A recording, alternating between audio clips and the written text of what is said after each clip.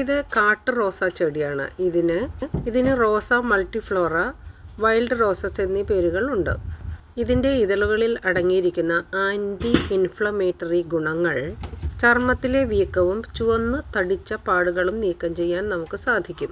പ്രാണികൾ കടിച്ച ഭാഗത്തുണ്ടാകുന്ന അസ്വസ്ഥതകൾ മാറാനും മുറിവുകൾ ഉണങ്ങുവാനും ഇതിൻ്റെ ഇതളുകൾ അരച്ച് പുരട്ടാറുണ്ട്. പൂക്കൾ കൊഴിഞ്ഞതിനു ശേഷം ഉണ്ടാകുന്ന ഇതിൻ്റെ കായ്കളിൽ വൈറ്റമിൻ സി ഒരുപാട് അടങ്ങിയിട്ടുണ്ട്. ഇത് ശരീരത്തിന് രോഗപ്രതിരോധ ശേഷി വർദ്ധിപ്പിക്കുവാനും പനി, ജലദോഷം മുതലായ അസുഖങ്ങൾ തടയുവാനും കഴിവുണ്ട്.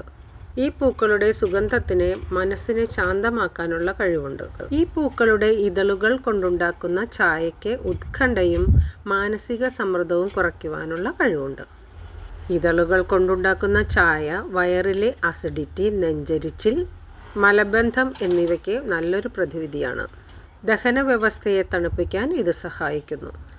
ഏതൊരു സസ്യവും അത് ഉപയോഗിക്കുന്നതിന് മുന്നേ നല്ല ഒരു വിദഗ്ധരുടെ അഭിപ്രായം തേടുന്നത് വളരെ ഉത്തമമാണ്.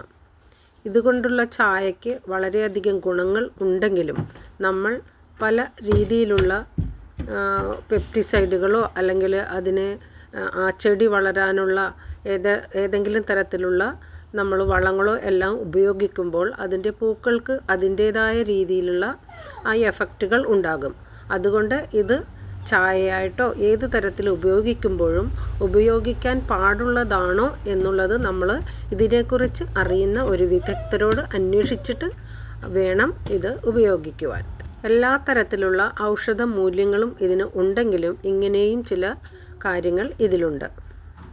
നമുക്ക് ചുറ്റും നമ്മളുടെ ഈ ലോകത്ത് ഒരുപാട് ഒട്ടനവധി പൂക്കളും സസ്യങ്ങളുമുണ്ട്.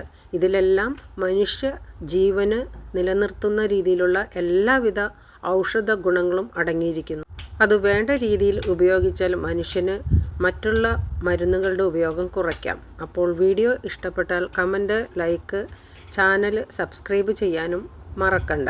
അപ്പോൾ ഓക്കെ, ബൈ, സീ യു.